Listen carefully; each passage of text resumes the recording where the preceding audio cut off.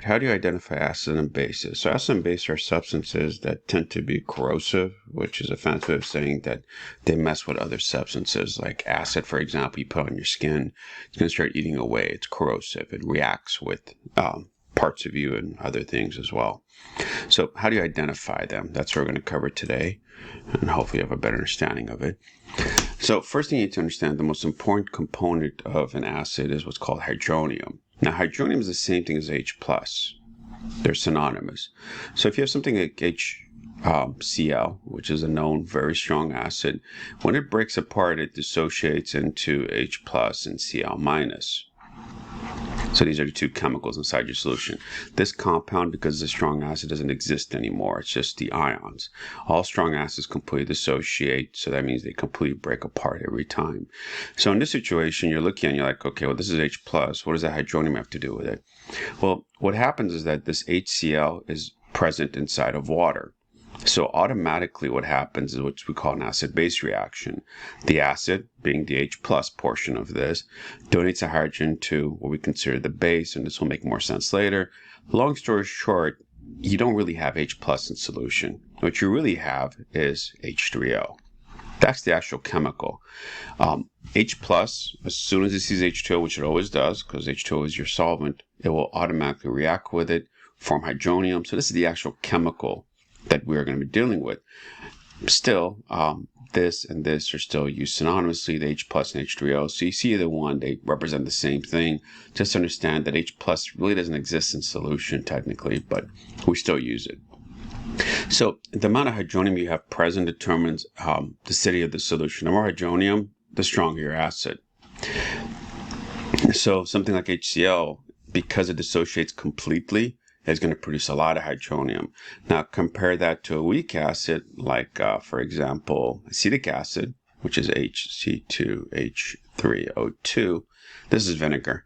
When this dissociates, you get H+ and you get C2H3O2, but the dissociation is not complete.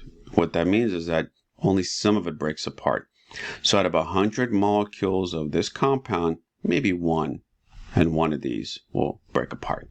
Whereas this one, if you have 100 molecules of HCl, you're going to have 100 H+ ions, you're going to have 100 Cl ions. So you could see that this is going to have a lot more hydronium, or hydrogen, however you want to call it, whereas this is only going to have a little bit, very small amount. So this would be considered to be more acidic than this because it has more hydronium, because of the way it dissociates. Acidity in lakes and oceans kills aquatic life and can indicate environmental problems. So acid rain is actually pretty common. Rain is always acidic to begin with. You have CO2 in the atmosphere. It's going to react with the water to ultimately produce carbonic acid. Now, carbonic acid, in case you're not familiar with it, is basically what's in your sodas. That's what gives you that acidic taste in the sodas. But regardless, rainwater is going to be acidic because you're going to produce this, right? That's just guaranteed. Anything below a certain pH is what we call acid rain, and we'll go into those numbers later. But for now, understand that rainwater in general is acidic, and when you add more pollution, more CO2, SO2, NO2, you make it even more acidic, which is what causes acid rain. So drinking water has high levels of this acidity, actually causes the pipes, which sometimes has lead in it, especially back east, because lead was very common for making pipes. Plumbus is the Latin word for lead, and plumbing is basically an offshoot of that. So when you have lead in the pipes and you make the water more acidic, you're going to get more of the lead to leach off. It's going to corrode it out and it's going to go into the water system. This is what happened with Flint, Michigan. For us right now, there's other metals that are used in the pipes, and acidity of the water would increase the probability of that. Now, typically your sanitation department cleans it up, prevents the pH from being too low to create this problem. But when you source the water differently, like you did in Flint, Michigan, disasters occur where you actually get these metal ions along with some other things in the water. All right, moving on. Measured using the pH scale, pH below 7 is acidic.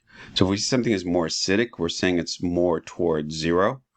1 through 7 is basically acidic. 0 through 7 is technically acidic. 7 itself is considered neutral.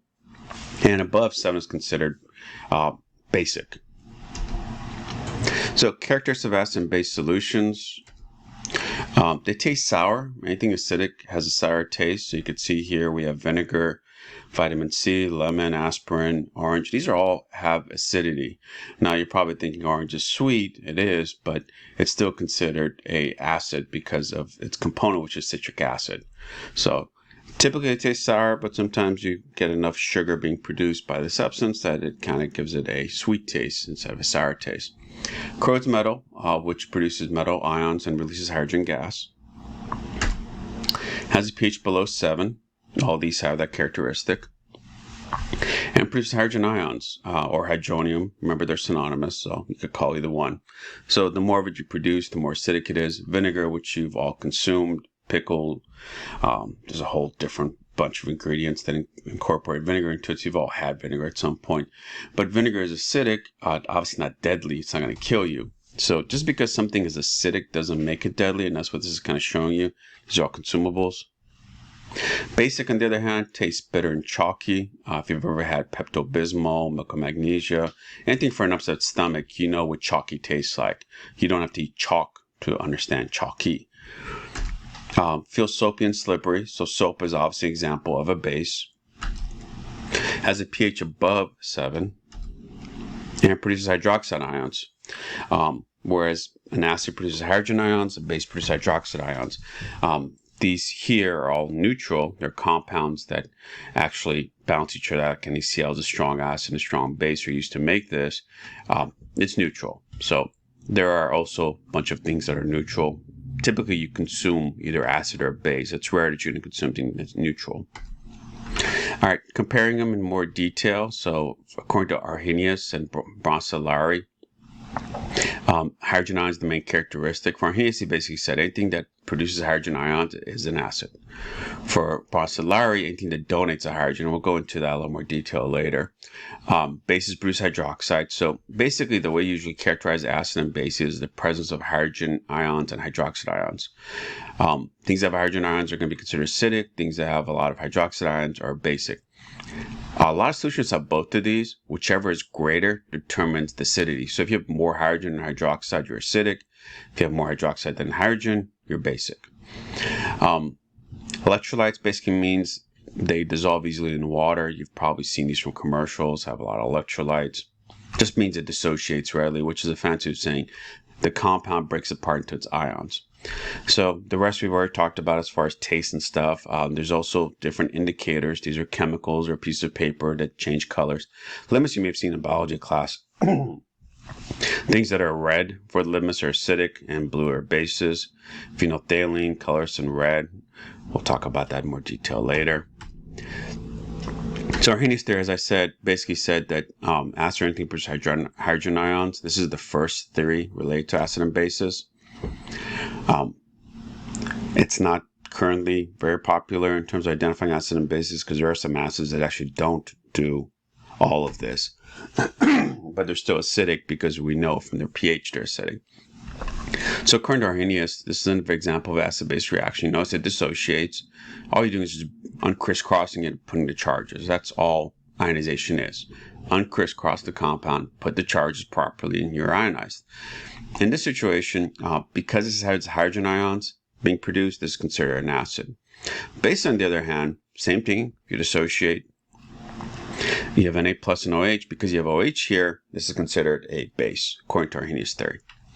We're not really going to use him. Just be aware because it's the first theory, so I'll give him some credit. These are all examples of strong acids and some weak acids as well. You don't have to memorize this yet. You do have to memorize certain strong acids, but we'll deal with that in a minute. All right, limited to Arrhenius theory doesn't actually exist in water for hydrogen ions. We talked about that. And Arrhenius said there is hydrogen ions, so there's a contradiction there.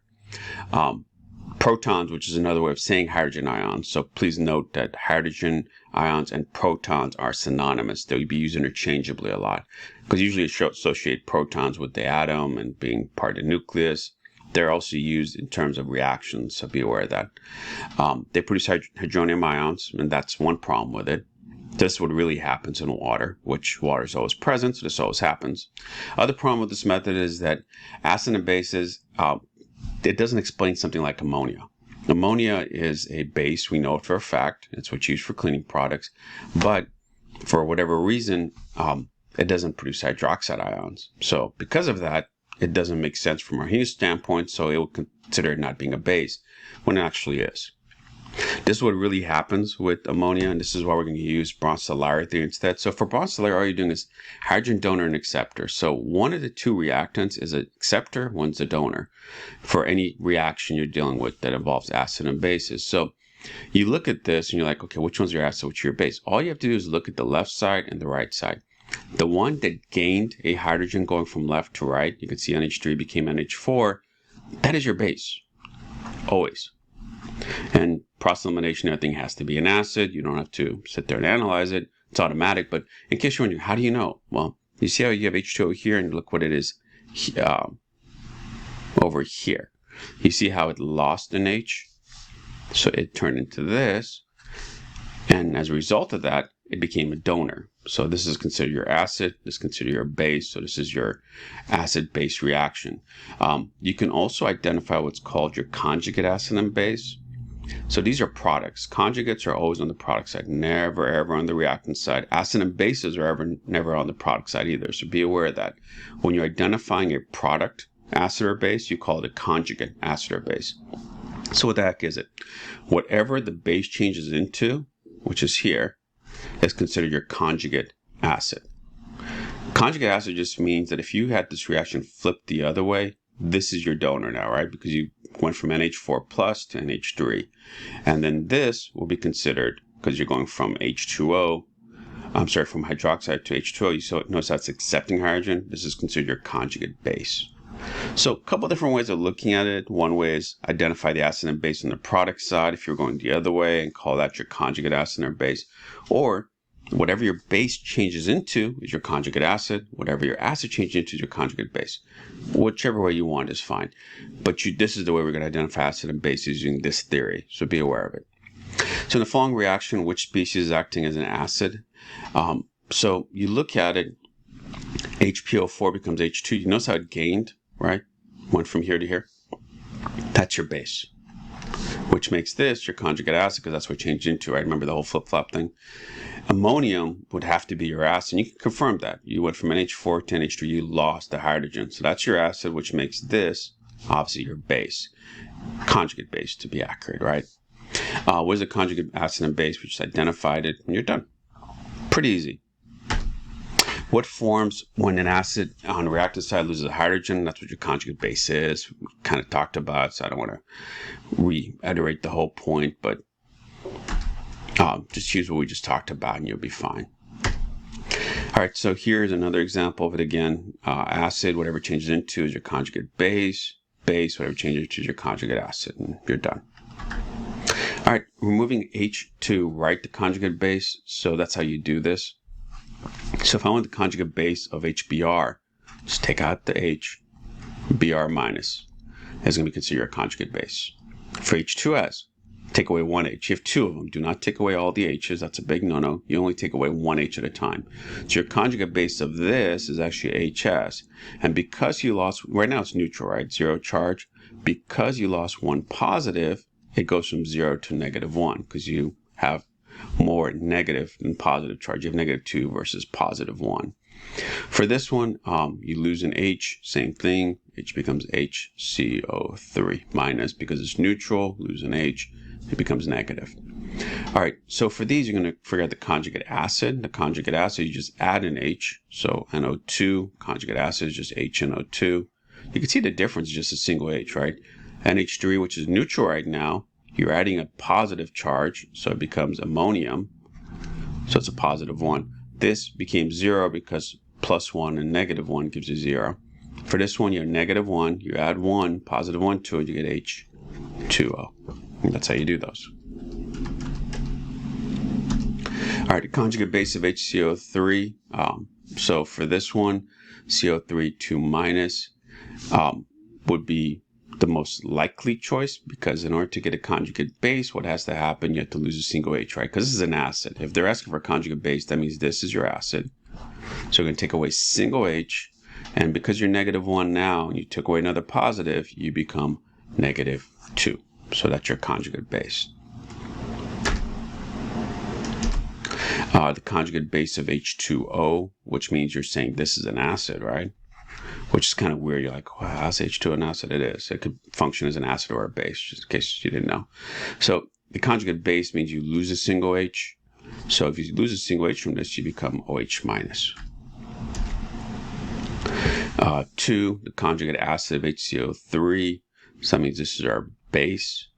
So we add an H, becomes this. Notice, same chemical, right? Kind of weird.